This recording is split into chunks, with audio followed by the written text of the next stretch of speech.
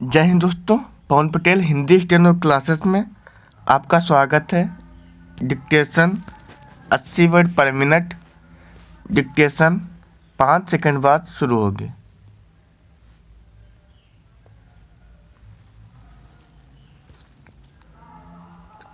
Start. सहनशीलता को सद्गुण माना गया है, परंतु सदैव ऐसा नहीं होता। शास्त्रों में कहा भी गया है कि क्रोध भी तब पुण्य बन जाता है जब वह धर्म और मर्यादा की रक्षा के लिए किया जाए, और सहनशीलता भी तब पाप बन जाती है जब वह धर्म और मर्यादा को बचा ना पाए। पितामह भीष्म के जीवन का एक ही दोष था कि उन्होंने उस समय मौन धारण किए रखा जब उन्हें हस्तक्षेप करना चाहिए था। द्रौपदी के अपमान के उन भयावह क्षणों में जब दुर्योधन ने सभा में द्रौपदी का चीरहरण कराया, भीष्म चुप रहे। जटायु के जीवन का पूर्ण कार्य था कि उन्होंने माता सीता के अपहरण में रावण का प्रतिरोध किया।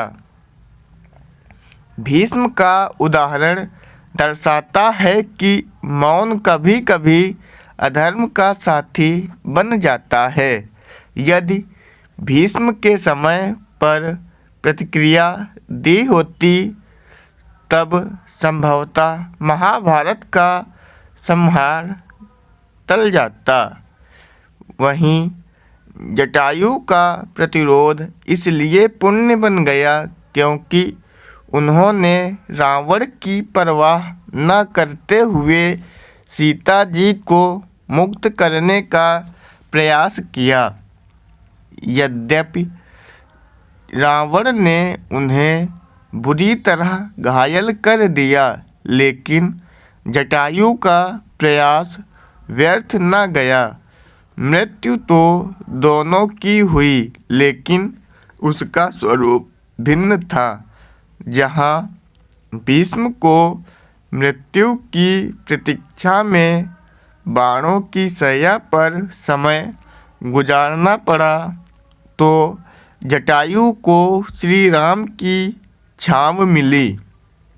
जटायु का सर्वोच्च बलिदान आज भी प्रेरणा का स्रोत है। यह इसका प्रतीक है कि साहसिक क्रोध अमरता का द्वार खोलता है। ये गाथाएं आधुनिक जीवन के लिए भी प्रासंगिक हैं। आज भी जब हमारे इर्द गिर्द अन्याय, भ्रष्टाचार और असमानता व्याप्त हैं, तो हमें भीष्म की भूल से सीखना चाहिए। सहनशीलता श्रेयस्कर तो है, लेकिन वह अधर्म को बढ़ावा दे तो पाप बन जाती है।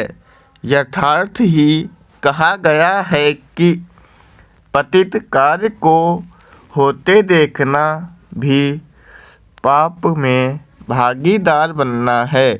इसलिए बुराई को परास्त करने के लिए संयम को त्याग कर आक्रोश भी उचित है।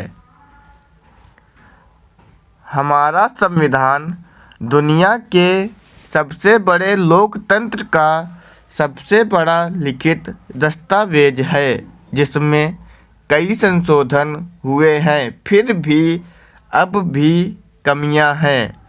राष्ट्रपति मंत्री परिषद की सलाह मानने के लिए बाध्य हैं। केवल एक बार कोई विधेयक पुनर्विचार के लिए वापस कर सकता है। दोबारा प्रस्तुतिकरण वह कितने दिन में स्वीकार करे, यह संविधान में उल्लेख नहीं है। प्रधानमंत्री, मुख्यमंत्री व मंत्रियों के लिए कोई न्यूनतम शैक्षिक योग्यता निर्धारित नहीं है। ऐसे में संविधान के तहत कभी पूरा मंत्रिपरिषद अशिक्षित भी हो सकता है। तब ये लोग कानून कैसे बनाएंगे? फिर ये नौकरशाह के कठपुतली हो जाते हैं। इसी प्रकार के कई मामलों में हमें सुधार करने की ज़रूरत है। स्टॉप।